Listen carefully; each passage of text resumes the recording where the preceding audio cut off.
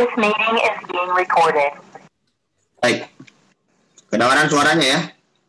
Ya. Oh ini nyari lagi. Baik. Bismillahirrahmanirrahim. Assalamualaikum warahmatullahi wabarakatuh. Waalaikumsalam warahmatullahi wabarakatuh.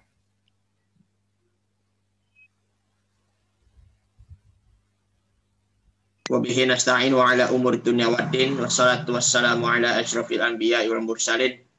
Sayyidina alihi wa sahbihi ajma'in amma ba'du. Subhanaka la ilma lana illa ma 'allamtana innaka antal alimul hakim. Rabbi shrah li sadri wa yassir li amri wahlul 'uqdatam min lisani yafqahu qawli. Bapak-bapak, ibu-ibu, para asatizah dan para ustazat rahimakumullah. Alhamdulillah kita berkumpul kembali bersama-sama dalam menunaikan thalabul ilmi di siang hari ini menjelang sore. Di momen inilah kita akan memasuki hari raya Idul Adha. Moga-moga nanti hari raya Idul Adha di tahun ini lebih baik daripada tahun kemarin. Dan semoga ya kita selalu diberi ketabahan dan kesabaran atas cobaan ini ya berhubungan dengan pertamanya kasus COVID-19 varian Delta India. Ya, kita selalu berdoa ya beristikharah kepada Allah Subhanahu wa taala semoga COVID-19 akan berakhir. Bapak Ibu semuanya yang dimuliakan Allah Subhanahu wa taala, mari kita akan dimulai dengan membaca qiraatul Fatihah. A'udzubillahi minasyaitonir rajim. Bismillahirrahmanirrahim. Al-Fatihah ila hadratin Nabi Mustafa sallallahu alaihi wasallam wa ala alihi wa azwajihi wa dzurriyyatihi wa qarabati ajma'in summa ila ruhi khususan. Ta'lifu hadzal kitab Muhammad ibni Shalih Al-Utsaimin. Annallaha yu'lihi darajatihi fil jannah wa yu'idu alaina min barakatihim wa asrarihim wa anwarihim wa imdadihim wa ulumihim wa nafahatihim fit dini wad dunya wal akhiratil Fatihah. A'udzubillahi minasyaitonir rajim. Bismillahirrahmanirrahim. Alhamdulillahi rabbil alamin arrahmanir rahim maliki yaumiddin iyyaka na'budu wa iyyaka nasta'in ihdinas siratal mustaqim siratal ladzina an'amta 'alaihim ghairil maghdubi 'alaihim waladdallin amin. Rabbighfir lana wa liwalidayna amin. Baik, langsung saja ya kita akan lanjutkan kembalinya itu masih di subbab ya fala tujzi al-udhiyati bima ya'ti. Yang pertamanya ada al-umya allati la tubsiru bi ainiha ya. Baik, pada Bapak Haji Helmi Yusuf kami persilahkan. Jazakallah Ustaz Satria. Assalamualaikum warahmatullahi wabarakatuh. Waalaikumsalam. Bismillah, alhamdulillah, wassalatu wassalamu ala rasulillah, Sayyidina Muhammad ibn Abdullah, wa ala alihi wa sahbihi wa man tabi'ahu wa nasarahu wa wala, wa la hawla wa la quwata illa billah ma ba'du. Para bapak, para ibu, para asatizah yang kami hormati, alhamdulillah kita bersyukur pada Allah Subhanahu wa taala siang hari ini kita bisa ketemu kembali dalam kajian kitab Al-Udhiyah wa Zakat. Mudah-mudahan bisa memberikan pengetahuan yang sempurna bagi kita dalam rangka memahami tentang hal-hal yang terkait dengan masalah berkurban dan sembelihan. Salawat dan salam semoga selalu tercurahkan ke hadirat baginda Rasul sallallahu alaihi wasallam. Baik, di atas sudah dijelaskan sebelumnya ada beberapa hal yang dianggap tidak mengesahkan hewan kurban apabila memiliki cacat-cacat ya di atas yang patuh ya. Nah, sekarang ada hal lain yang masuk dalam kategori yang tidak mengesahkan hewan kurban apabila juga memiliki cacat sebagai berikut ya. Kita lihat bismillahirrahmanirrahim. Fala tujzi'ul udhiyah bima ya'ti. Maka tidak sah, tidak cukup ya hewan kurban apabila ya dia memiliki cacat sebagai berikut. Yang pertama, al-umya allati la tubsiru bi'ainaiha. Ya. Buta yang tak dapat melihat dengan dua matanya. Nah, kemarin juga saya sudah memberi wanti-wanti. Ada binatang yang memang sama seperti orang, yaitu ada orang yang buta matanya, tapi kelihatan matanya normal begitu. Ada tuh orang yang kayak begitu, ya. Jadi hilang penglihatannya, tapi matanya normal. Yang umumnya kan banyak orang buta karena matanya rusak. Nah ini juga ada orang yang matanya kelihatannya sempurna, tapi nggak bisa ngelihat. Ya, nah ini juga binatang sampai seperti itu. Ya, ada yang kayak begitu. Maka kita perlu berhati-hati di dalam membeli binatang yang seperti ini.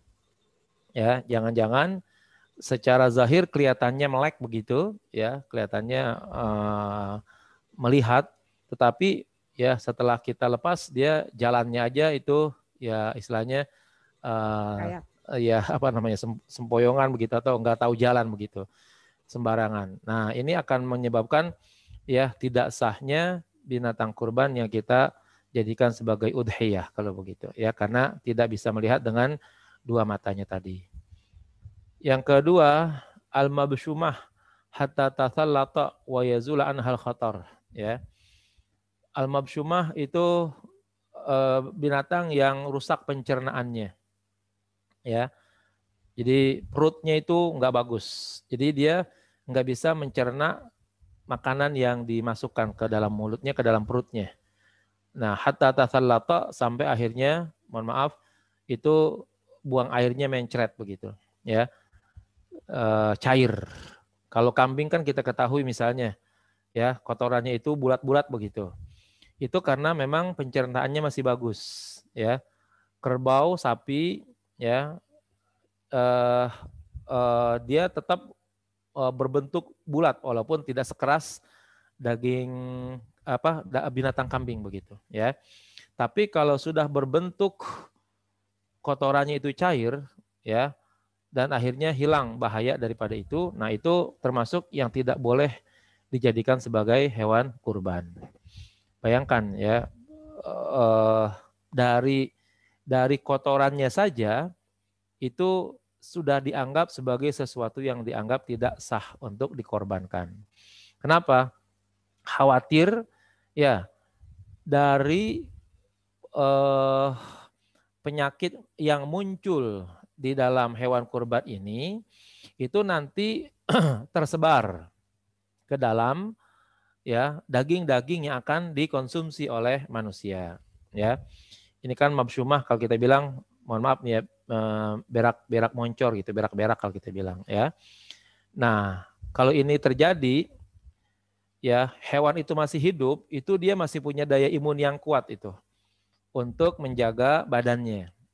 Tetapi ketika hewan itu secepat dipotong, itu jangan-jangan kekuatan bakteri yang ada pada tubuh si binatang kurban itu karena udah nggak ada daya imunnya, karena binatangnya udah mati, itu jangan-jangan bakterinya lebih cepat menyerang ya daging-daging yang ada pada tubuhnya, sehingga akhirnya menyebabkan ya dagingnya itu akan bercampur dengan bakteri-bakteri yang membahayakan bagi manusia. Kalau bakteri yang muncul dari manusia dari binatang atau virus, di mana kadang-kadang daya tahan binatang itu lebih tinggi daripada daya tahan manusia, lalu sampai akhirnya pindah ke badan manusia, itu bakteri udah sangat bahaya sekali kalau begitu. Virus juga bahaya sekali. Kenapa kita ketahui bahwa yang namanya binatang memang ya boleh kita katakan memang diciptakan untuk siap dengan bakteri dan virus yang lebih kuat daripada manusia. Kenapa? Dia kan harus siap untuk makan makanan yang kotor dan harus siap minum minuman yang kotor. Ya, itu binatang seperti itu. Ya coba aja kita lihat ya kerbau, kambing itu. Kalau dia dilepas di sawah, minum air sawah bagi dia itu biasa, ya memang begitulah bentuknya, ya. Nah, tapi kalau kita disuruh minum air sawah, sakit kita, ya. Nah, maka kalau binatang itu sudah terasa sakit, ya dengan bakteri atau dengan racun atau dengan virus yang ada, lalu virus atau bakteri itu berpindah ke ke manusia itu sangat memungkinkan akan lebih berbahaya ya pada diri manusia dibandingkan dengan pada binatang. Maka dari sinilah ya hukum menyatakan tidak sahnya ya binatang yang dikurbankan gara-gara punya pencernaan yang buruk sehingga ya kelihatan dari kotorannya itu berbentuk cair ya, berbentuk cair. Yang ketiga, al-mutawallidah idza ta'assarat wiladatuha hatta yazula anhal khatar ya. Yang ketiga, binatang yang melahirkan apabila susah melahirkannya ya, sehingga hilang segala bahaya daripadanya. Nah, ini juga ya dilarang. Kalau memungkinkan berarti ini berarti hewannya perempuan ya. Kalau memungkinkan yang paling baik itu hewan sembelihan carilah yang laki-laki. Ya. Nah, kenapa? Itu tidak dikhawatirkan adanya proses sedang hamil yang tidak diketahui oleh si penjual. Ya. Jadi sangat memungkinkan kerbau atau sapi atau kambing kelihatannya badannya gemuk. Tetapi gemuknya itu bukan gara-gara gemuk makan, tapi memang gemuk sedang hamil. Ya. Nah, ini kalau tidak diketahui oleh si pemiliknya karena mungkin binatang itu dilepas, diangon, dibebaskan begitu sehingga tidak ketahuan oleh pemiliknya bahwa dia dalam keadaan hamil, lalu dijual begitu saja, maka bisa jadi gemuknya itu bukan gemuk gara-gara makanan, tapi gemuknya hamil. Dan itu saya pernah ngalamin, ya, para Bapak Ibu. Saya lupa tahun berapa begitu ya. Itu saya beli kerbau. Saya datang sendiri ke tempatnya itu di kawasan Banten sana, karena ingin memastikan agar mendapatkan kerbau yang bagus begitu. Akhirnya tercapailah, ya, betul-betul kerbaunya badannya gede benar itu. Nah, akhirnya ya udah bawa pulang ke rumah, ya 2 hari kemudian datang Idul Adha, ya saya sembelih. Nah, setelah saya sembelih, saya nggak bisa nongkrong di situ ya, karena harus berpindah-pindah, ada beberapa tempat sembelihan yang harus saya menyembelihnya. Akhirnya ditangani oleh panitia. Ternyata setelah dibelah, ya kerbau tersebut, ya gedenya itu bukan gara-gara gede dia gemuk, tapi gara-gara dia sedang hamil. Ternyata di dalam perutnya itu memang didapati anak, ya anak kerbau tersebut, ya lumayan sudah udah ada gerakannya gitu, udah berbentuk sebagai kerbau begitu, ya. Nah ini yang demikian ini akan menjadi sangat apa namanya ya, sangat disayangkan ya. Kalau seandainya dia dipelihara beberapa bulan lagi, itu kemungkinan besar dia bisa punya anak ya. Ini jangan-jangan yang jual nggak tahu nih kalau sapi kalau kerbaunya itu sedang hamil pada waktu itu. Ya karena sudah dipotong ya sudah kita lanjutkan saja. Sementara potongan kematian anak ya. Jadi kalau ada kambing, sapi atau unta atau kerbau yang perempuan dipotong di dalam kandungannya itu ada janinnya, maka sembelihan ibunya itu adalah berarti sembelihan untuk anaknya. Ya, artinya anak kambing atau anak kerbau yang ada di dalam kandungan ibu kalau mati itu jadi halal. Karena dianggap manakala ibunya disembelih itu otomatis seolah-olah anaknya juga disembelih juga kalau begitu. Yang keempat, al-musabu bima yumituha min khanaqin wa suqutin min ulwin wa nahwihi hatta yazul anhal khatar. Tertimpa musibah bencana yang menyebabkan kematian. Ya, misalnya tertanduk atau jatuh dari tempat yang tinggi sehingga akhirnya hilang bahaya-bahaya tersebut.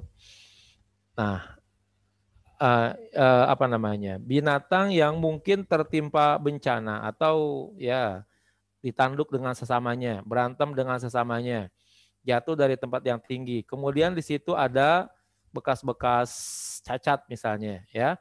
Nah, itu juga menyebabkan tidak sahnya ya kurban dengan kambing atau dengan hewan kurban yang seperti itu. Maka harus dihilangkan dulu. Kira-kira cacatnya kenapa tuh? Ya, bisa enggak diperbaikilah badannya. Misalnya kalau dia jatuh dari tempat yang tinggi, patah kali. Nah, itu patahnya bisa enggak diluruskan kembali tuh. Kayak orang gitu ya. Disembuhin dulu patahnya, jalan secara normal kembali, nah baru. Terus kalau dia berantem sesamanya saling tanduk menanduk gitu misalnya, ada luka. Nah, lukanya itu disembuhkan terlebih dahulu. Ya. Kalau memang badannya masih utuh, lukanya bisa sembuh dengan baik, nah masih bisa disahkan.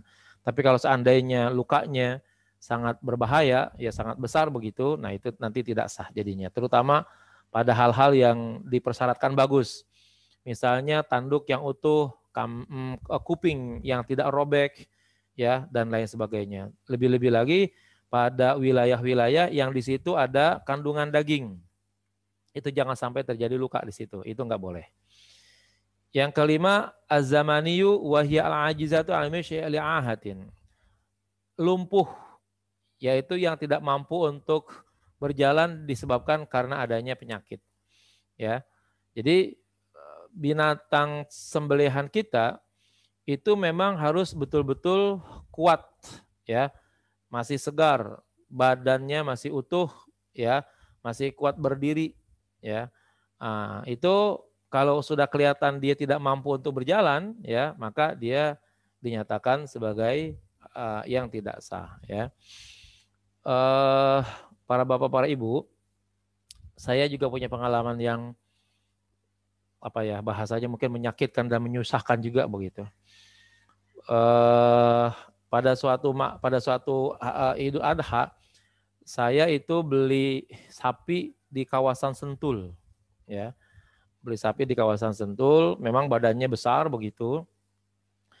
Tapi ini mungkin oleh panitia pengantar dari tempat penjualan itu diantar dari pagi sampai sore sampai malam begitu. Ya mungkin dibawa satu truk untuk dikirim ke seluruh wilayah pemesanan dia begitu. Ya. Dan itu diberitakan katanya jalan dari subuh. Sementara sampai di tempat saya itu sudah di atas jam 12. Ya. Jam 12 malam. Jadi jalan dari subuh pagi terus sampai ke tempat saya itu ya sudah di atas jam 12 malam. Jadi ini sapi kelihatannya terlalu capek kali ya berdiri di mobil begitu. Karena harus nganter ke tempat sana ke tempat sini gitu kan. Karena satu truk itu banyak begitu pesanan-pesanan sehingga akhirnya mondar-mandir dari subuh baru sampai ke tempat saya itu jam 12 malam. Dan itu pas turun dari mobil, waduh, si kerbau itu atau si sapi itu nggak mau bertindak sama sekali. Dibangunin susah, ya, dimandiin juga nggak mau, ya, dikasih makan juga udah ogah, ya, udah duduk aja begitu, ya. Wah kita udah bingung banget nih begini, ya. Nah ini pesan saya maksudnya begini para bapak sekalian, kalau memang mau beli sapi atau mau beli kerbau gitu, upayain ya jangan di tempat yang terlalu jauh dari rumah kita. Ya, khawatir itu nanti ya pemesanan kita dibawa dari pagi misalnya baru sampai sekian jam setelah perjalanan jauh yang menyebabkan si binatang ternak itu, binatang sembelihan itu juga merasa lelah dan capek. Itu para bapak sekalian, para ibu, akhirnya khawatir mati ya, itu dijagain terus tuh ya, disiramin air, dikasih minum, makan juga udah tinggal satu-satu begitu ya. Tapi badannya sih masih utuh begitu ya, nggak ada cacatnya begitu. Cuman udah nggak bisa bergerak lagi. Ya akhirnya itu didorong sampailah ya waktu subuh baru sampai di depan musola tapi masih jauh gitu ya. Akhirnya motongnya itu di jalanan ya, di bawah tiang listrik ya.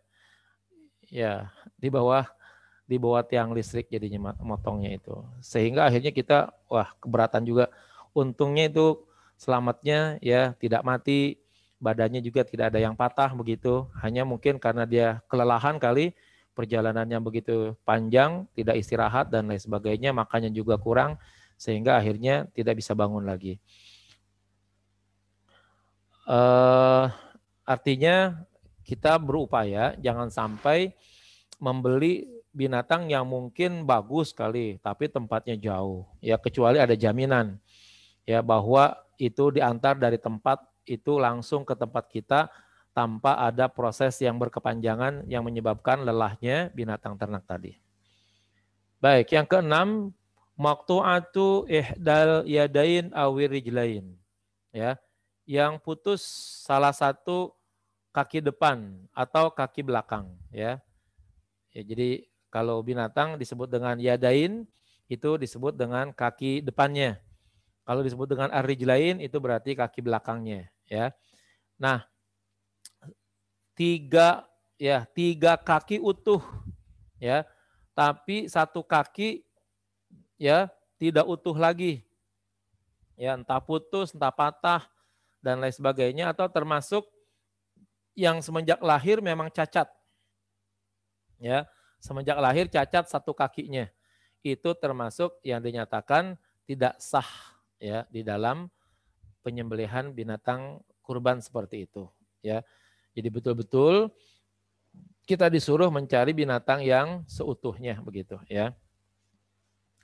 Faida dammamat dalika ilal uyubil arba'ah al-mansus 'alaiha sara ma la yudahha biha asyrah, ya.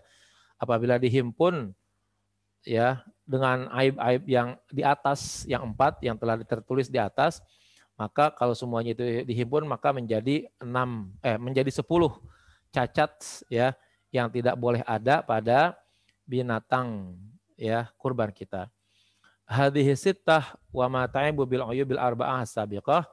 6 yang ini, ya, 6 yang baru kita bacakan, dan yang aib yang sebelumnya yang di atas yang 4 itu. Nah, jadi dengan demikian kalau dihitung-hitung, ya, maka ada kurang lebih 10 cacat yang tidak boleh ada pada binatang ternak ketika akan disembelih. Nah, ini kenapa seperti itu? Karena sangat memungkinkan, ya, yang dimaksud daripada berkurban bukan semata-mata menyerahkan binatang kurban, tetapi juga harus memberikan yang terbaik, ya, di jalan Allah Subhanahu wa taala. Itu begitu. Kita mungkin masih ingat, ya, sejarah kurban yang dilakukan oleh, ya, Qabil dan Habil, ya. Qabil dan Habil. Qabil itu petani, ya. Kemudian si Habil adalah peternak. Nah, masing-masing pada waktu itu memang sudah ada kewajiban untuk melaksanakan kurban atau berzakat sesuai dengan profesinya, ya. Nah, ternyata dari Habil itu menyerahkan hewan kurban yang paling bagus, ya, untuk korbannya atau sodakohnya. Sementara dari Qabil itu menyerahkan, ya, hasil-hasil pertanian yang buruk-buruk. Nah, pada akhirnya yang diterima di sisi Allah itu adalah kurbannya Habil. Nah, diceritakan bahwa katanya kurbannya Habil itu, ya, dipelihara oleh Allah Subhanahu wa taala sampai datangnya nanti, ya, peristiwa penyembelihan Nabi Allah Ismail alaihissalam, ya. Nah, ketika Nabi Allah Ibrahim menyembelih Ismail alaihissalam itu, ya, Allah mengganti Nabi Ismail dengan, ya, kambingnya Habil yang dulu pernah dikorbankan. Sebab korban dahulu, ya, di zaman para nabi selain Nabi Muhammad itu tidak ada yang disembelih sebenarnya. Hanya dilepas di lapangan sampai nanti akhirnya datang api yang membakar, ya. Entah hidup atau matinya, yaitu udah tergantung Allah Subhanahu wa taala. Tapi pada akhirnya ya seperti itu. Ya, diceritakan bahwa, ya, Nabi Ismail pada waktu disembelih itu digantikan oleh kurbannya Habil yang dipelihara oleh Allah Subhanahu wa taala. Baik, berikutnya asyartur rabi', syarat yang keempat, ya. Antakuna milkan lil mudahhi, ya. Bahwa binatang tersebut adalah milik sempurna bagi orang yang berkurban, ya. Au ma'dunan lahu fiha qabla syar'i, atau diizinkan bagi si pemilik tersebut pada binatang kurbannya min qibali syar'i, dilihat dari sisi syariat. Au min qibalil maliki, atau dilihat dari segi si pemilik, ya. Fala tasihhut tadhiyah, maka tidak sah melaksanakan kurban bima la yamlikuhu, dengan sesuatu yang tidak layak untuk dimiliki, kal maghsub, ya, seperti menggasab, ya, memakai barang orang lain tanpa izin, wal masruq, dan yang hasil curian, wal ma'khud, dan yang diambil bidakwa batilah, bidakwa batilah, dengan tuntutan yang batil, wa nahwihi, dan lain sebagainya. Nah, para bapak, para ibu, syarat yang keempat untuk bisa disahkannya kurban itu adalah, ya, bahwa kurban yang kita sembelih itu memang milik pribadi secara utuh, ya, milik pribadi secara utuh, ya, bagi orang yang berkurban. Paling tidak dikatakan diizinkan pemilikannya itu berdasarkan syariat. Misalnya begini, saya ingin mengurbankan atau membelikan kurban untuk anak, untuk istri, untuk bapak, untuk kakek. Nah, itu namanya diizinkan oleh syariat tuh.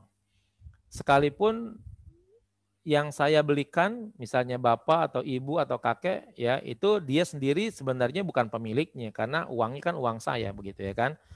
Nah, tapi ketika, ya, saya membelikannya untuk orang tua saya, untuk anak, untuk istri dan sebagainya, karena saya belikan, nah itu adalah proses pemilikan yang dibenarkan dan diizinkan menurut syariat, ya, menurut syariat. Itu benar jadinya. Nah, demikian juga proses pemilikan. Apakah pemilikannya itu, ya, boleh hasil beli, tukar menukar, ya, tukar menukar atau yang lainnya, yang prosesnya memang dibenarkan oleh syariat, ya, dibenarkan oleh syariat, sehingga, ya, binatang tersebut kalau dilihat dari segi kehalalan dalam proses pemilikannya itu memang benar-benar, ya, terjamin menurut syariat. Bukan dikatakan boleh menggasab, ya, bukan juga boleh mencuri, bukan juga boleh mendapatkannya atau mengambilnya dengan tuntutan-tuntutan yang batil, ya. Tuntutan-tuntutan yang batil itu, ya, kalau zaman sekarang menyalahkan yang benar, membenarkan yang salah, misalnya begitu, dan lain sebagainya, itu termasuk juga namanya mengambil sesuatu dengan cara yang batil juga, misalnya, ya. Contoh mengambil dengan cara yang batil begini, ya. Kalau saya bekerja sama, ya, dengan Pak Zulhilman untuk memelihara kambing gitu misalnya. Saya punya 10, Pak Zulhilman juga punya 10, ya. Akhirnya, ya, dipeliharalah dengan baik. Nah, akhirnya pada suatu hari, ya, saya sebagai pemelihara nih misalnya, bekerja samanya itu saya sebagai pemelihara, Pak Zulhilman sebagai, ya, sebagai investor salah satunya begitu. Nah, di antara 10 hewan atau kambing dari Pak Zulhilman itu ada yang bagus, ya. Karena Pak Zulhilman tuh nggak tahu yang mana kambingnya yang dia serahkan kepada saya. Nah, akhirnya, ya, kambing Pak Zulhilman itu saya ambil untuk saya kurbankan gitu. Saya tukar atau saya apain begitu, ya. Nah, ketika Pak Zulhilman sadar bahwa itu adalah kambingnya, saya menunjukkan bukti-bukti, ya, segala macamnya dengan berbagai macam cara supaya kambingnya Pak Zulhilman itu tetap menjadi milik saya, begitu, ya. Nah, akhirnya, ya, betul saya menang gitu misalnya. Tapi sebenarnya memang salah, ya. Caranya itu tidak benar begitu. Ya, karena saya pandai bersilat lidah, pandai menutupi dan sebagainya. Akhirnya sayalah yang menang dalam proses tersebut. Padahal proses tersebut termasuk bohong diantaranya, ya kan, menipu dan lain sebagainya. Nah, itu namanya memiliki atau mengambil dengan cara yang batil. Nah, ini yang tidak dibenarkan. Jadi dari segi pemilikan saja itu sudah ada nilai, ya, bahwa tidak boleh kita mengorbankan binatang kurban yang bukan milik kita atau yang diproses bukan dengan cara yang benar, ya, itu. Kenapa? Katanya li'annahu la yasihhu taqarrub ilallahi bi ma'siyatihi. Ya, karena sesungguhnya tidak sah ya mendekatkan diri kepada Allah ya tapi dengan cara maksiat ya, melalui proses maksiat. Jadi betul-betul bahwa kalau kita bertakarrub kepada Allah itu semua proses memang harus benar semuanya. Enggak boleh ada di dalam proses taat tapi bercampur dengan bentuk-bentuk kemaksiatan. Nah, itu enggak bisa seperti itu.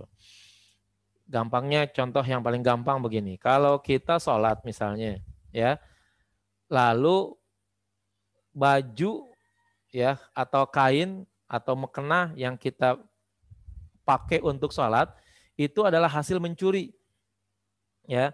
Nah, itu nanti sholatnya termasuk tidak sah tuh, ya.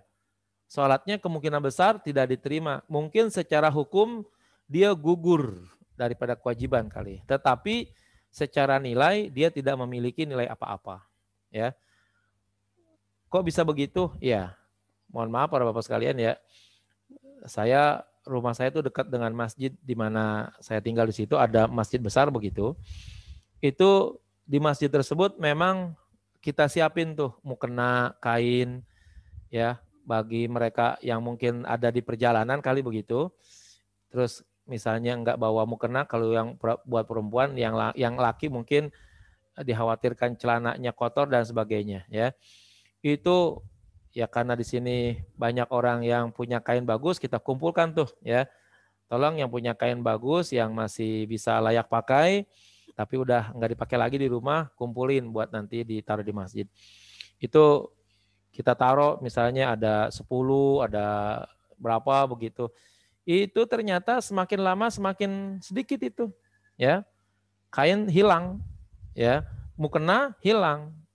Nah, ini berarti kalau begitu ada orang yang mungkin dia sholat tapi bukan semata-mata menggunakan kainnya saja, tapi juga malah mengambilnya.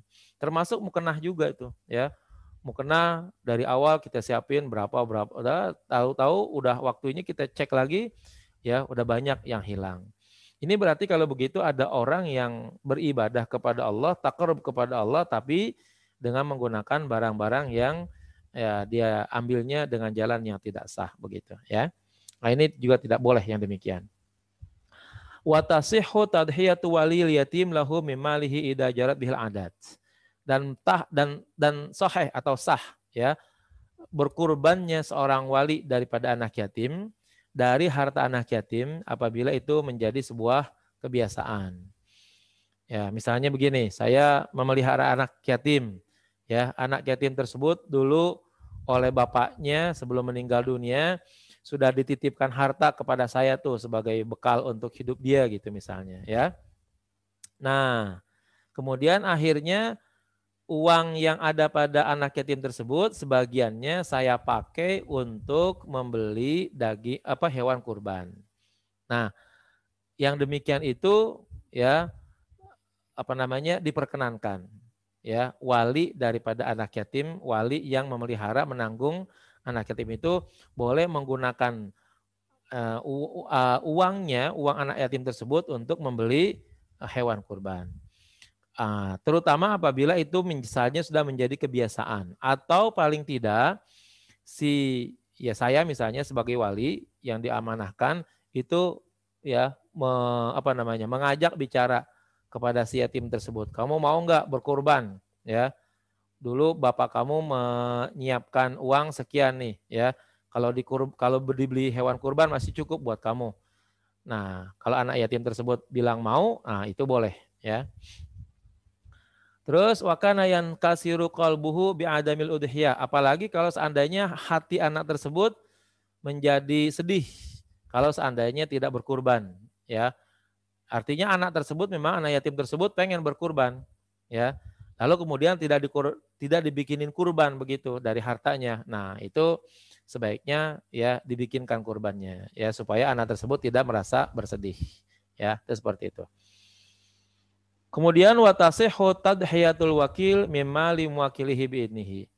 Dan juga sah ya berudhiyahnya, berkurbannya wakil dari harta orang yang mewakilinya dengan seizinnya. Ya. Ini mungkin kita anggap sebagai bentuk kepanitiaan nih kalau sekarang ini ya. Nah, misalnya Ustadz Sutria itu menjadi panitia ya, panitia kurban. Nah, saya menyerahkan uang kepada dia tuh. Saat ini uang ya buat beli hewan kurban ya. Boleh gabung, boleh sendiri-sendiri. Nah, udah. Kalau udah ada pernyataan penyerahan uang tersebut kepada panitia, maka panitia dinyatakan sah untuk melakukan penyembelihan daripada orang yang mewakilinya tadi itu, ya. Berikutnya syaratul khamis, syarat yang kelima, alla yata'allaqa bi haqqun lil ghairi fala tasihhu tadhiyatul bil marhun. Tidak boleh berkait ya hewan kurban tadi dengan hak orang lain. Maka tidak sah udhiyah kurban dengan ya benda gadai, ya barang gadaian. Artinya kambing atau binatang hewan gadai. Nah, jadi gini para bapak sekalian, para ibu, para satizah. Ya, kambing lah ya kita sebut atau binatang kurbannya itu memang benar-benar milik pribadi. Itu di atas sudah dijelaskan. Terus juga kalau itu sudah sempurna, maka ada syarat lain yaitu bahwa binatang kurban tersebut memang betul-betul tidak dimiliki oleh orang lain. Ya, ada hak orang lain. Contoh begini, ya, saya punya kambing, ya, saya punya kambing. Lalu saya menggadaikan kambing saya kepada Ustadz Sutria, ya, dengan uang 3 juta, ya. Ustadz, saya butuh uang nih, ya, buat anak saya masuk pesantren, buat anak saya masuk sekolah, buat anak saya beli seragam, macam-macam lah. Ini ada kambing saya punya, saya gadaikan kepada Ustadz, ya. Kambing 1 ekor besar, ya, harganya mungkin 4 jutaan, tapi saya minta ya digadaikan dengan uang 3 juta saja. Nanti kalau uang ada saya kembalikan, kambing saya ambil kembali gitu, ya. Nah, itu begitu. Nah, akhirnya pindahlah, ya.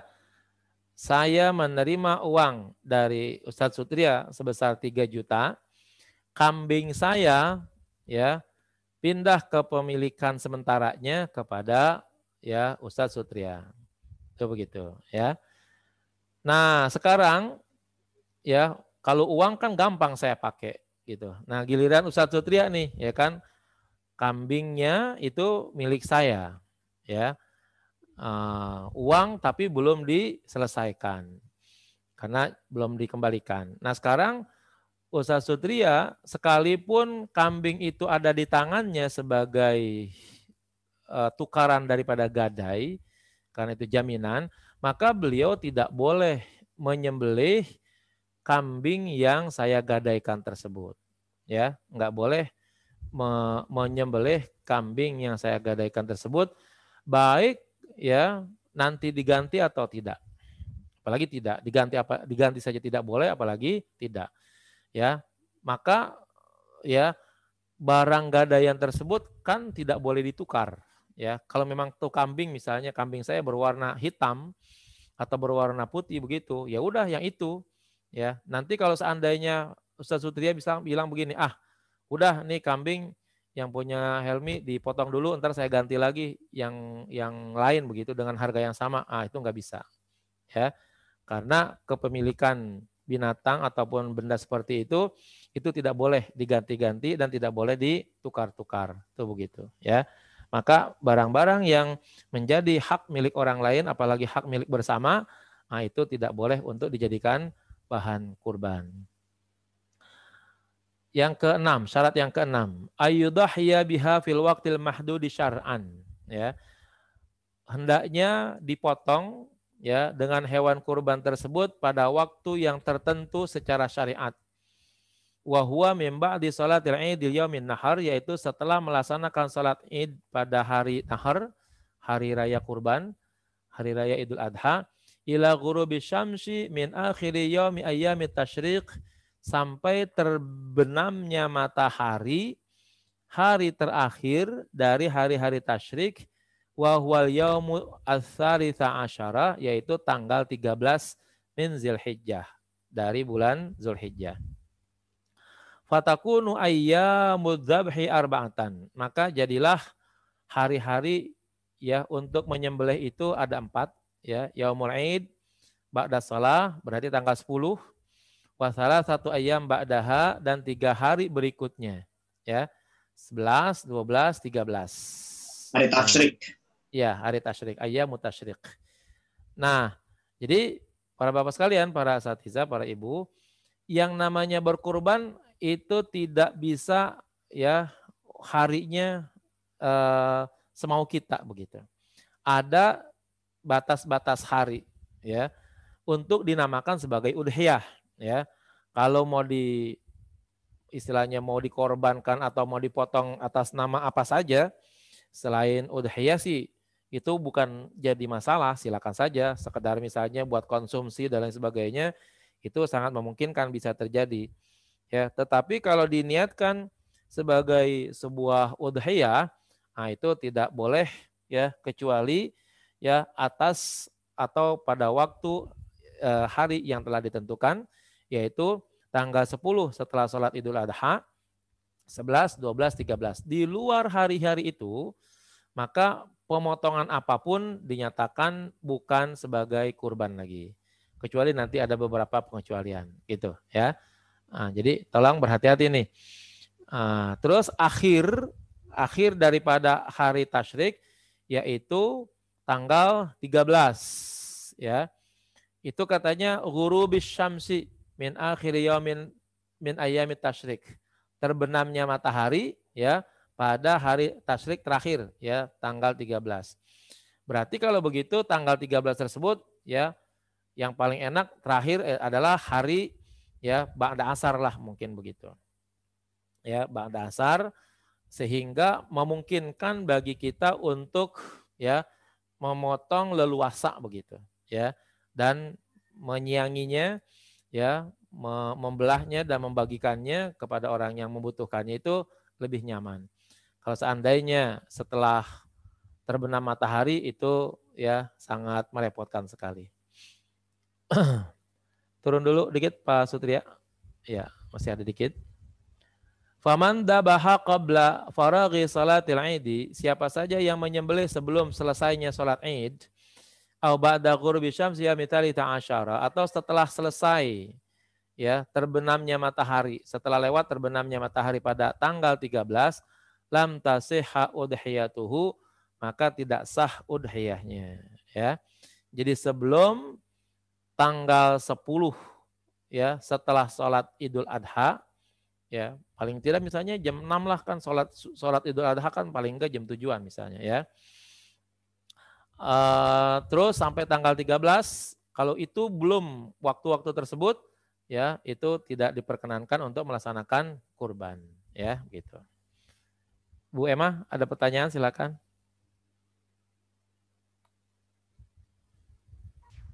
Mungkin karena lagi ingat. Ini saya mau nulisin tadi sebenarnya sambil nulis aja sambil ininya. Yang untuk ukuran sapi itu Ustaz, untuk 7 itu maksimal ya sebenarnya ya. Bukan misalkan harus 7 gitu ya. Kalau misalkan ada 3 siap gotong sapi itu ngangkat satu sapi, maksudnya siap untuk berkurban satu sapi gitu, atau itu maksimalnya ya 7 itu ya. Iya. Jadi artinya seorang pun boleh kalau begitu. Oh iya oke. Satu orang satu sapi tadi gitu. Takut kelupaan. Iya. Satu orang satu sapi. Pokoknya batas maksimalnya adalah 7. 7 ya. Berarti 8 nggak boleh. Nah, tapi kalau 1, 2, 1 sapi gitu, 3, 1 sapi nggak apa-apa. Ya, pokoknya nggak boleh lebih dari 7 gitu ya. Siap. Afwan Ustaz. Ya tadi saya mau nyatet aja tadi malah kepencet. Ya, nanti di belakang ada nanti penjelasannya ya. Ya, siap. Syukran Ustaz, saya Ustaz. Iya. Ya Ustaz. Iya, silakan. Ya, Ustaz, sehubungan dengan pembagian daging kurban itu ada mustahik yang menjual pendapat maksudnya menjual daging kurban itu gimana Ustadz? Untuk si panitia sih nggak ada masalah ya Ustadz ya? Jadi yang pertama kalau begitu itu memang daging tersebut sudah betul-betul didistribusikan kepada orang yang berhak menerimanya. Ya. Gitu. Jadi misalnya saya bikin kurban, ya.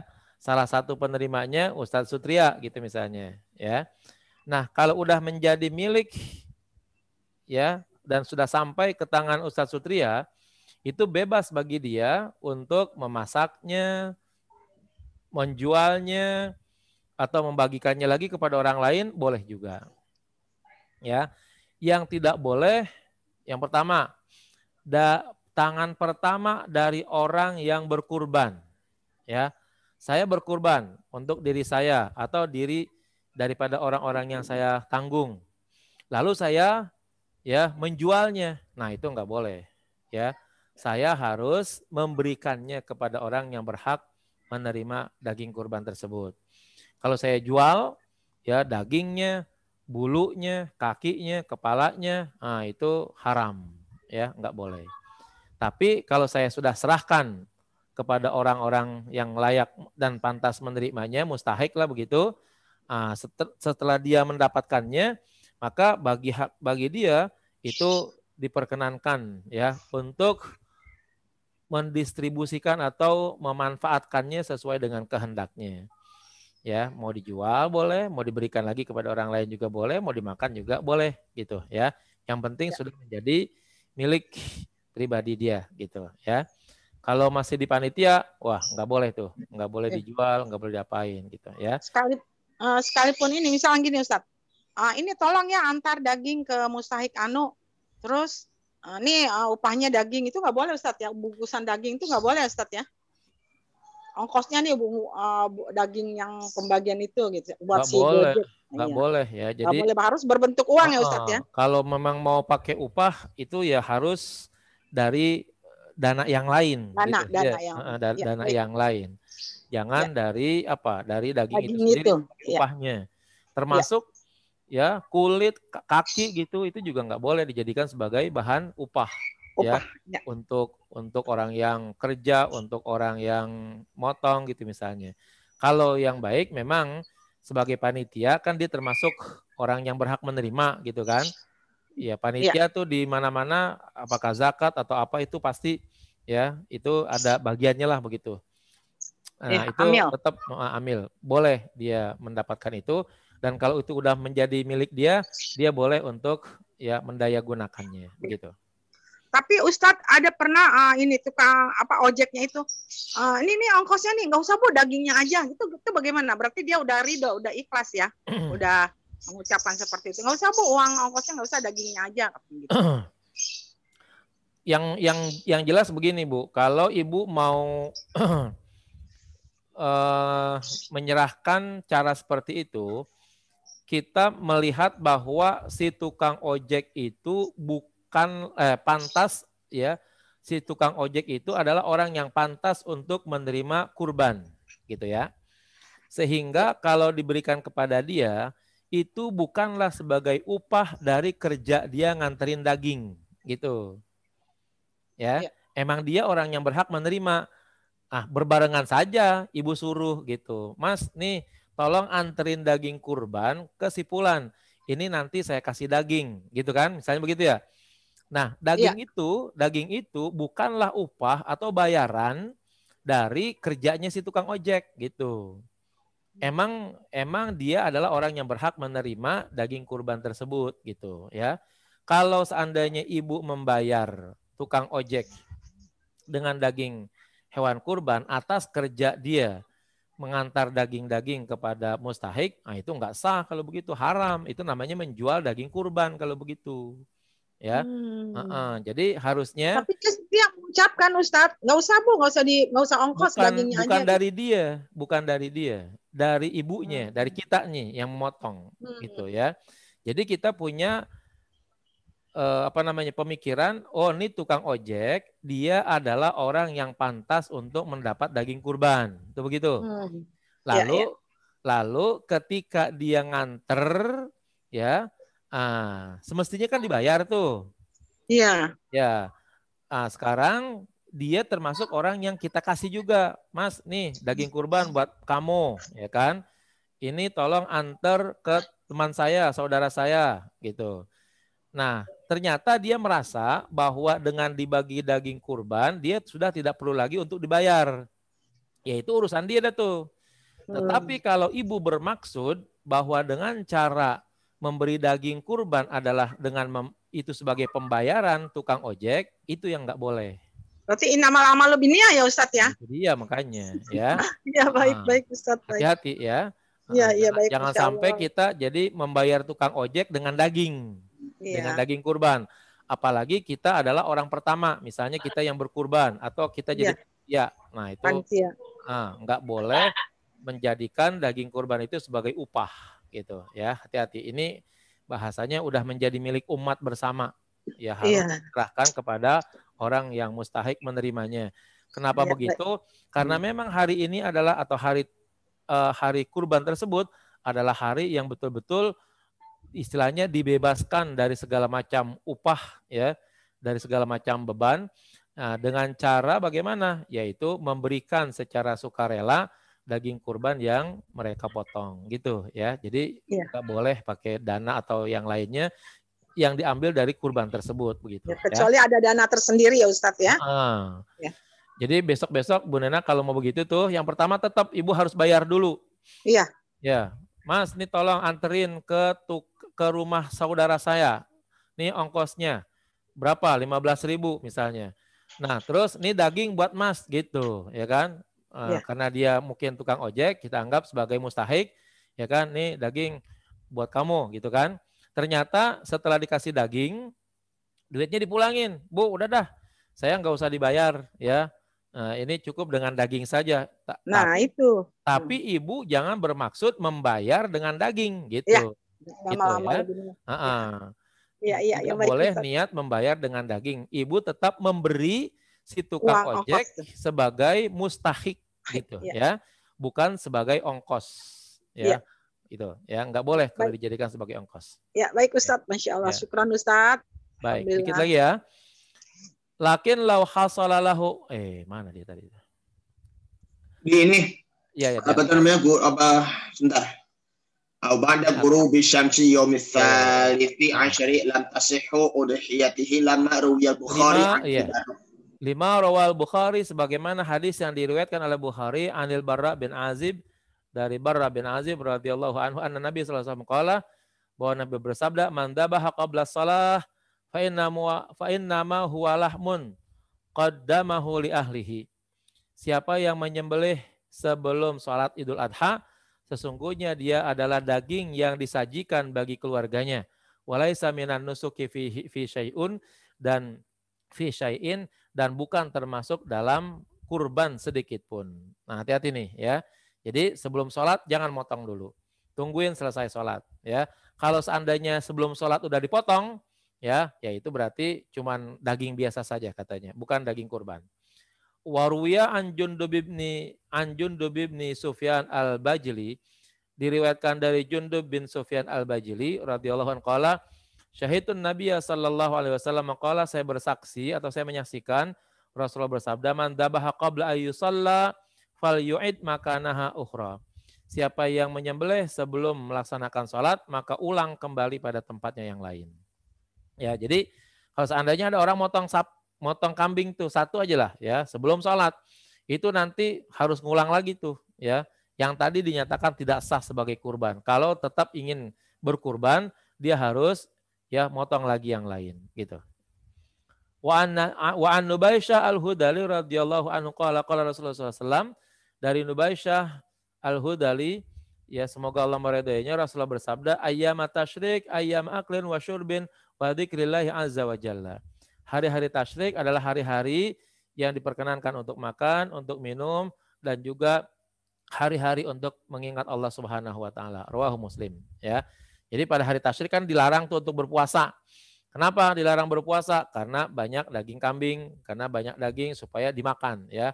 Hari-hari yang diperkenankan oleh Allah untuk bergembira. Tapi bergembiranya juga jangan sampai lupa karena di dalamnya juga ada waktu untuk menyebut nama Allah Subhanahu wa taala gitu. Lakin law hasalalahu udrun bitakhir an ayamit tasyrik. Akan tetapi kalau terjadi uzur ya dengan penundaan pada hari-hari tasyrik. Ya, udah tanggal 13 nih. Ya, baru bisa beli kambing. Ternyata antah ribal udhiyah bi ghairi tafritin. Ya, kabur tuh kambingnya atau kerbaunya tanpa ada ya upaya berlebihan. Falam yajidha illa ba'da fawatil waqti, dan tidak ditemukan, tidak bisa ditangkap kecuali sudah lewat waktu.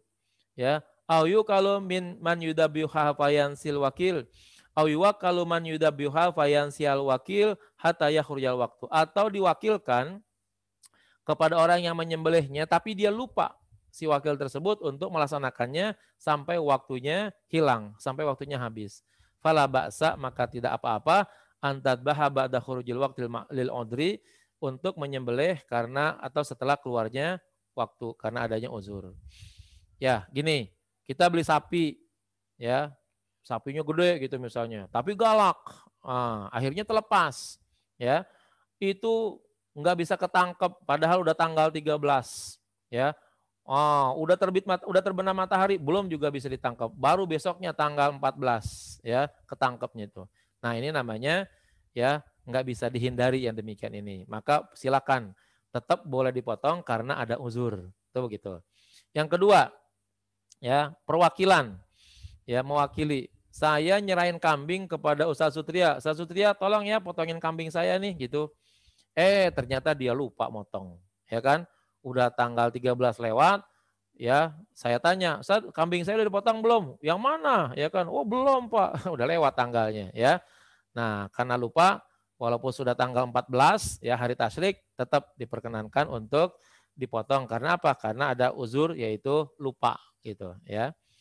Wa qiyasan ala man nama an salatin aw nasiyaha, dan berdasarkan qiyas ya atas orang yang tidur ya dari melaksanakan salat atau melupakannya. Fa innahu yusalliyaha idza staiqaza aw dzakaraha. Maka ia harus melaksanakan salat tersebut kalau dia sadar atau dia sudah ingat. Jadi berkurban itu sama dengan salat. Kalau orang salat ya dari waktunya itu dia tidur. Misalnya ada orang tidur jam 11, bangun jam 4 sore. Itu kan ke sembahyang zuhur kalau gitu kan. Nah pas bangun, wah udah jam 4, belum sholat zuhur, sholat buru-buru gitu. Begitu juga orang berkurban tanpa ada uzur yang disengaja begitu, ternyata ya kambingnya, kerbaunya terlepas, dicari-cari nggak ketemu. Pas ketemu tanggal 14. Nah itu berarti namanya sama seperti uzur orang tidur ya, atau orang lupa begitu ya. Manakala sudah bisa dilaksanakan ya sudah, laksanakan saja. Walaupun waktunya sudah lewat, tapi jangan disengaja-sengaja gitu. Ya nggak boleh. Berikutnya dikit lagi, wa yajuzu zabhul udhiyah fil waqti lailan wa naharan. Dan boleh menyembelih pada waktunya ya, masih tanggal 10 sampai 13 lailan wa naharan, baik malam maupun siang. Ya, jadi sesuai dengan sempatnya kali. Yang aman kira-kira kapan? Kalau amannya malam, ya malam. Kalau amannya siang, ya siang. Kalau enaknya malam, ya malam. Kalau enaknya siang, ya siang. Pokoknya bebas ya. Selagi tanggalnya masih antara tanggal 10 sampai 13, itu masih boleh kapan saja. Wadzabhu fin nahari aula, sementara menyembelihnya di siang hari itu lebih utama. Wa yaumul id ba'dal khutbataini afdalu, dan pada hari Id setelah selesai khutbah ya, selesai 2 khutbah itu yang lebih utama ya.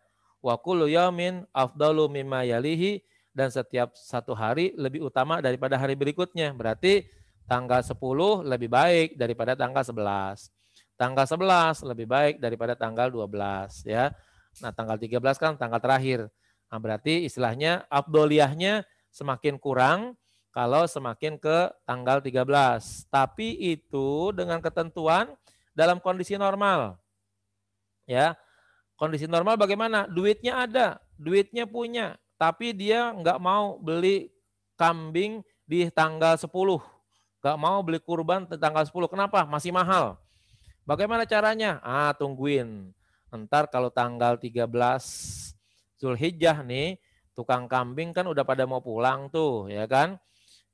Supaya harganya bisa murah, kita beli tuh hari-hari terakhir.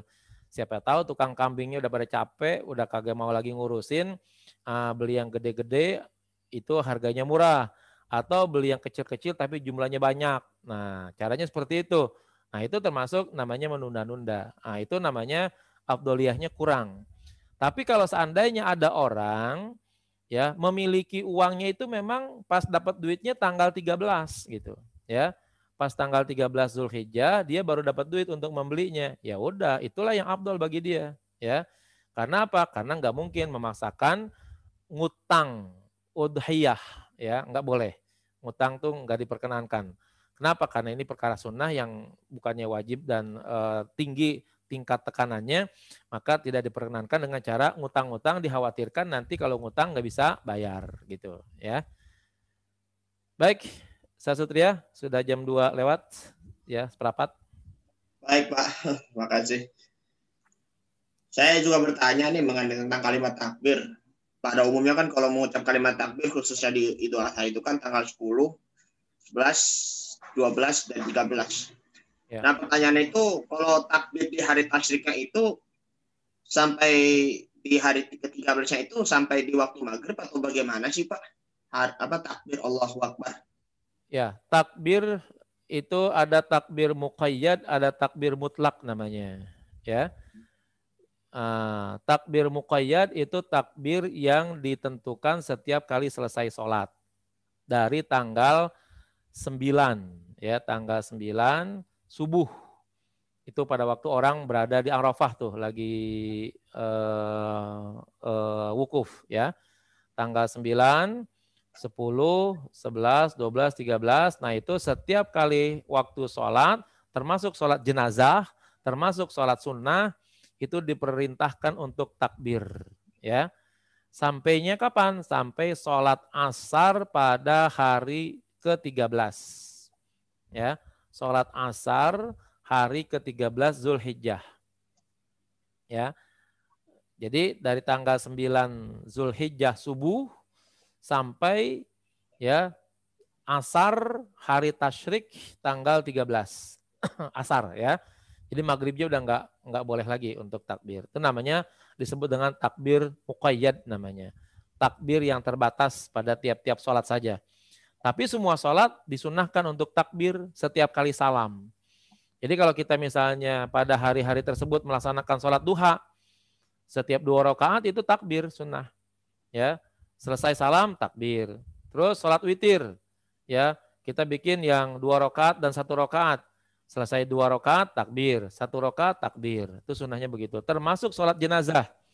Ya, kita melaksanakan sholat jenazah di hari tasyrik. Maka selesai salam itu diperintahkan juga untuk takbir terlebih dahulu.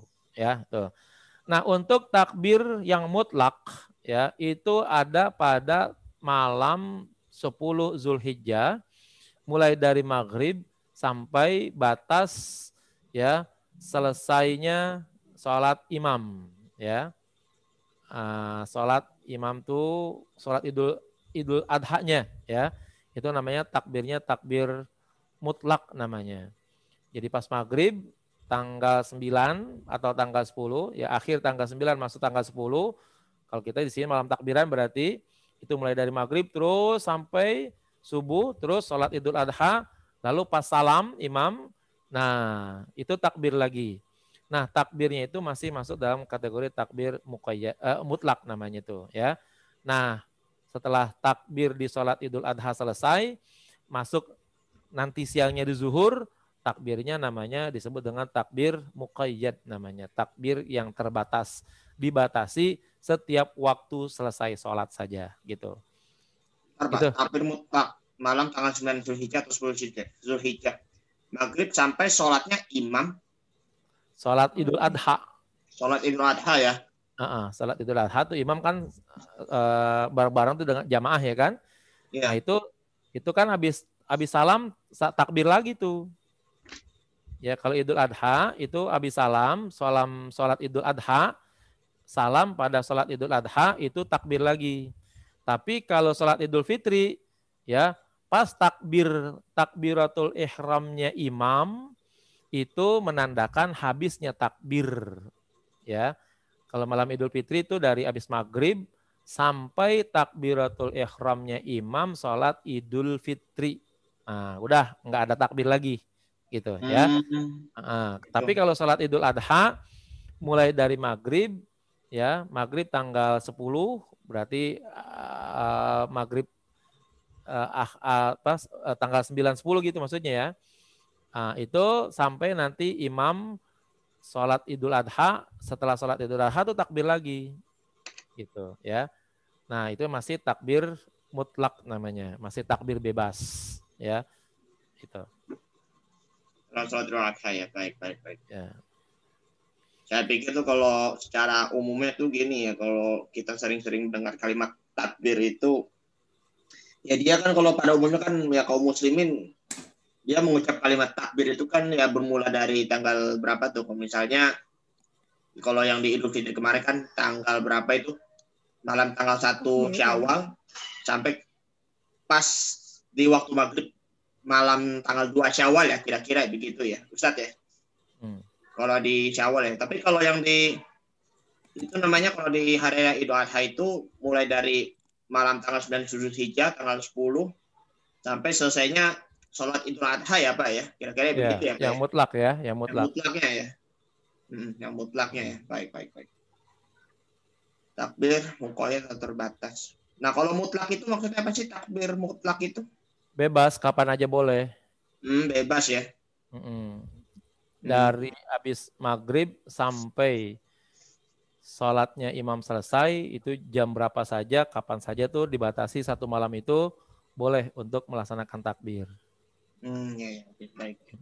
Jadi intinya itu aja ya Pak ya. Saya pikir tuh yang di tanggal 13 Zulhijjah itu tuh masih takbiran juga gitu, walaupun masih hari tasyrik gitu. Kalau hari tasyrik memang masih boleh. Baik. Masih boleh, tapi dengan catatan ada batasannya ya berarti. Ya, setiap sholat. Setiap sholat. Setiap selesai sholat. Setiap selesai sholat ya. Ya. Sampai asar pasti maghrib nggak boleh. Baik. Oke. Tadi sudah ada 3 penanya ya. Tadi Ustazah Emma maupun Ustazah Nena. Silakan, ada yang ingin bertanya lagi? Itu Ustaz, waktunya Ustaz. Ya. Kita patokannya di Arafahnya atau tanggal 10 Zulhijjahnya itu? Kan beda waktu kita takbir, 4 jam kan? Untuk takbir tidak berkaitan dengan waktu luar, waktu di sana di mana kita berada. Ya. Termasuk waktu motong, ya waktu Idul Adha atau kurban itu adalah waktu di mana berlangsung, tidak nurutin waktu Mekah. Jadi bukan Mekah dulu baru kita mulai gitu, enggak? Enggak. Ya, tergantung situasi dan kondisi serta jam yang berlangsung di wilayah. Ya kalau dihitung-hitung kan kita lebih dulu dari Mekah kan? Ya enggak apa-apa, enggak ada unsur duluan di situ memang. Emang udah matlaknya kalau kita belajar apa? Ilmu falak kan ada matlak tuh kemarin tuh ya. Iya, maksudnya ya, saya artinya pikir memang nggak mungkin lah kita menunggu Arab Saudi sholat Idul Adha baru kita sholat, sementara berarti kita besoknya kalau gitu ya. Iya, repot jadinya kan kalau gitu. Paling tidak kalau seandainya kita nunggu Idul Adhanya orang Arab itu jam 11-an kali kita baru sembahyang gitu. Repot jadinya ya. Kalau misalnya jam 6 atau jam 7 lah, jam 7, jam 8, jam 9, jam 11 kita baru bisa sholat ya gitu. Kan perbedaannya kan 4 jam paling sedikit. Iya, ya. Kita 4 jam lebih dulu. Jadi bukan kita besoknya jatuhnya gitu, enggak? Enggak. Sesuai dengan tanggal yang berlangsung, disitulah terlaksananya begitu. Sesuai dengan wilayahnya masing-masing. Bukan tanggal 1-nya itu mulai dari mana gitu enggak, Ustaz? Tidak. Tidak harus dari wilayah mana begitu, tidak. Masing-masing wilayah kan punya ketetapan. Nggak usah ngambil patokan dari mana-mana ya Ustaz ya? Iya, ada matlaknya. Mungkin Bu Fauzia ikut ini nggak kemarin belajar apa falak? Ikut, cuman maksudnya apa sih? Maksudnya kan kita bujur punya 24. Nah, nolnya tuh satunya tuh di Arab. Nah, kita ke 20. Nah, jadi kan selisih kita tuh 4. Iya. Iya. Banyak gitu kan. Nggak jadi Nah, masalah. Emang sesuai dengan waktunya. Kalau seandainya kita harus nunggu Arab melulu, nanti sholat yang lain juga nunggu Arab mulu dong kalau begitu. Ya berarti kita selisihnya 20 jam kemudian gitu ya. Berarti besoknya 4 jam, kalau gitu ya. 4 jam. 4 jam lebih dulu kan? Iya. 4 jam lebih dulu. Kalau seandainya kita nunggu Arab, ya lewat nanti jadinya akhirnya begitu, ya. Tapi keseringan kalau itu takbir Idul Adha Arab duluan, apa penghitungan kita yang salah kalender hijriahnya apa gimana Ustadz? Enggak ah. Iya Ustadz, kemarin-kemarin beberapa tahun yang lalu tuh, jadi mereka udah sholat, kita baru puasa. Beberapa waktu lalu sangat memungkinkan terjadi demikian karena memang matla'nya juga kan berbeda, ya kan? Matla'nya Arab dengan matla'nya kita, biar bagaimanapun kayaknya kita sama matahari kan kagak bisa main uber-uberan masalahnya. Patokannya kan kita terbit matahari, ya kan? Iya, memang matahari kita kalender hijriah kita gitu. yang hitungannya kurang tepat gitu penghitungannya karena enggak, seperti kemarin memang sudah perhitungan misalnya kan diawali dari ru'yah hilalnya misalnya, ya kan? Nah, itu kan berpengaruh. Kalau ru'yah hilalnya itu kapan, tanggal 10-nya kapan kan berpengaruh juga kalau begitu kan? Oh iya, bukan pada hisabnya ya Ustadz ya. Ya mungkin hisab juga, ru'yah juga biasanya dipersatukan gitu ya kan? Seperti kemarin ini Ustadz, mau kita dari Ramadan ke Zulqa'dah. Ramadan Syawal ke Zulqa'dah. Syawal itu kan padahal sebelumnya kita Ramadan itu kan sudah 30 hari. Kemudian kan Syawal itu ngambil 30 hari atau ngambil di 29 gitu kan. Nah, kalau Muhammadiyah dan Persis ya udah mereka 29 terus akhirnya hari berikutnya langsung masuk 1 Zulqa'dah. Tapi kemudian kan kalau misalkan mohon maaf seperti NU gitu ya, mereka secara ru'yat belum ada hilal untuk 1 Zulqa'dah, akhirnya digenapkan 30 hari. Itu memang memungkinkan ya Ustaz kayak gitu? Kalau iya, seharusnya yang paling tepat itu bukan hisab ya. Yang paling tepat adalah ru'yat gitu ya. Jadi yang paling baik untuk menentukan awal bulan itu adalah ru'yat tanpa melihat kalau bulan tersebut memang jumlahnya 30 ya. Kalau memang jumlah bulannya berhari 30 tanpa ru'yat enggak jadi masalah. Tapi kalau bulannya itu masih 29, nah itu mesti ada ru'yat untuk menentukan apakah besok tanggal 1 atau masih tanggal 30 gitu ya. Dan nggak jadi patokan Ustaz, misalkan sebelumnya itu kan udah 30 hari. Makanya otomatis sekarang tuh 29 nggak bisa gitu ya? Nggak bisa. Harus lihat dulu ya, bulan itu ada titik tinggi derajatnya untuk dianggap masuk ke tanggal 1. Oh gitu ya. Ya, itu kalau dulu Buya Hamka menetapkannya hampir 5 sampai 7 derajat itu ya.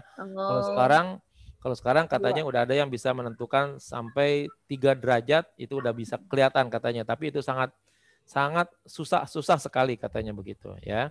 Itu. Yang paling baik ya, yang paling baik kalau sudah di atas 5 derajat katanya. Ya. Baik. Terakhir mungkin Bunda Latifah, Ustazah Latifah bisa dipersilakan untuk bertanya. Dibuka dulu mikrofonnya.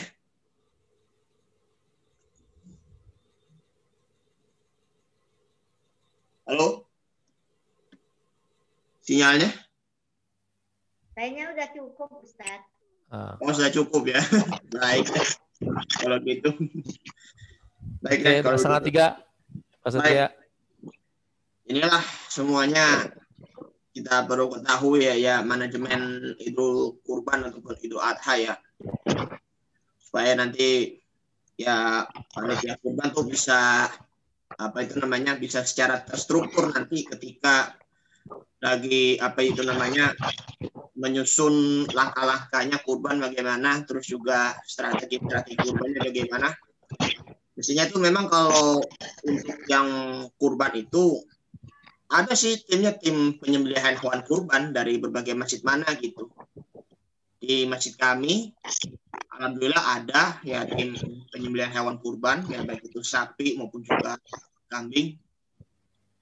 Ini dijadikan sebagai bahan pelajaran untuk kita amalkan ya, supaya nanti momen-momen di Idul Adha ini ya, di tahun ini walaupun di masa pandemi ini ada pelajarannya atau ada hikmahnya gitu, dan bisa juga membagikan daging-daging kepada orang-orang yang tidak mampu lah, kaum fakir, miskin, anak yatim, duafa maupun juga ya janda ya, kira-kira begitu.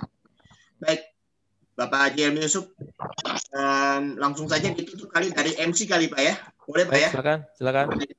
Demikian apa yang disampaikan dari Bapak Haji Helmi Yusuf, semoga bermanfaat untuk kita semuanya, dan mudah-mudahan nanti ya kita selalu bersilaturahim dan kita akan mendapatkan rezeki yang halal dan panjang umur.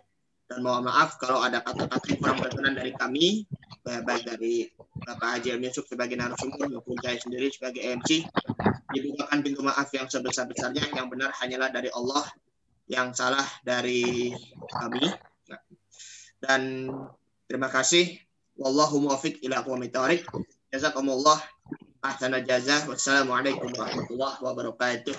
Waalaikumsalam warahmatullahi wabarakatuh. Izin live ya.